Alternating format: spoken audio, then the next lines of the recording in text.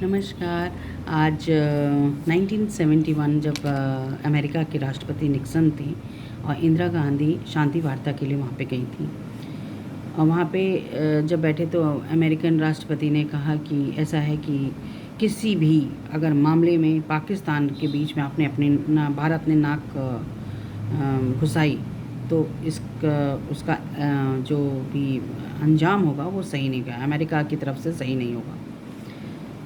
तो और अमेरिका चुप नहीं बैठेगा। इंदिरा गांधी ने उनकी तरफ देखा और आंखों में आंखें डालकर बड़ी सहनशीलता से, बड़ी शांति से जवाब दिया। अमेरिका को भारत मित्र समझता, मालिक नहीं। इतना कह के बाहर निकल गई। कुछ दिनों बाद हेनरी किसिंजर, जो कि उनके सेक्रेटरी थे, उन्होंने अपनी वाइट हाउस निकाली, आत्मकथा और वाइट हाउस, ऐसी एक किताब निकाली। और उसमें उन्होंने जिक्र किया, क्योंकि बाहर उस टाइम बहुत सारे लोग खड़े थे लेकिन किसी को कुछ पता नहीं चला कि अंदर बात क्या हुई है, लीक आउट नहीं हुई। और जब ये इन्होंने अपनी आत्मकथा में लिखा तब ये पता चला कि जब वो आए और उन्होंने इंदिरा गांधी से कहा कि क्या आप ये नहीं समझ रहे कि आपने बहुत जल्दबाजी की और इस तरह से जवाब देना सही नहीं है।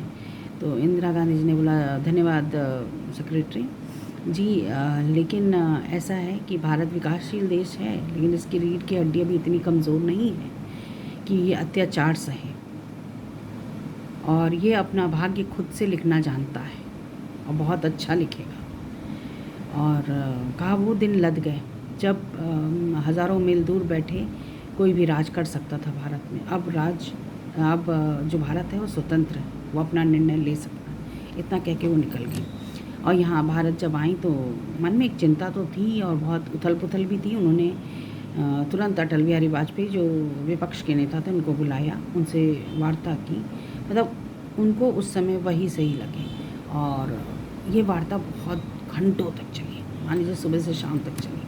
दूसरे दिन ये खबर आई कि अब जो भी संयुक्त राष्ट्र में बातें रखी जाएंगी भारत की तरफ से, तो वो अटल बिहारी वाजपेयी जी रखेंगे। इसकी चुटकी लेते हुए संयुक्त राष्ट्र के जो पत्रकार थे, मतलब बीबीसी के, संयुक्त राष्ट्र में बीबीसी के पत्रकार थे, उन्होंने चुटकी ली और कहा कि आप तो विपक्षी हैं, एक दूसरे की बुराई करते हैं और आप पक्ष रखेंगे।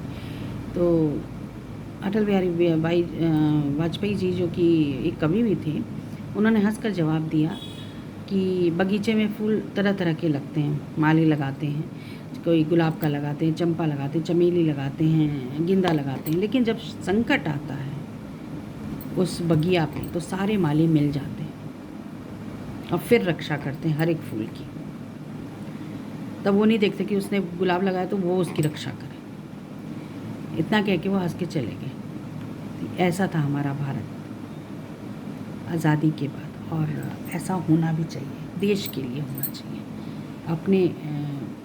अपने लिए नहीं, अपने खुद के फ़ायदे के लिए राजनीति में नहीं आना चाहिए, देश के लिए राजनीति में आना चाहिए। और पता नहीं क्यों मुझे इस आयरन लेडी, जो हमारी इंदिरा गांधी थी, हमेशा से मुझे ये अच्छी लगी। इनकी बहुत सी बुराइयां भी सुनते हैं बीच बीच में, लेकिन जब इनके ऐसे जवाब सुनते हैं और इनका इतना हौसला देखते हैं ना, तब मन एकदम गदगद हो जाता है कि नहीं, इस औरतों में भी एक ऐसी आयरन लेडी थी हमारे देश की। धन्यवाद।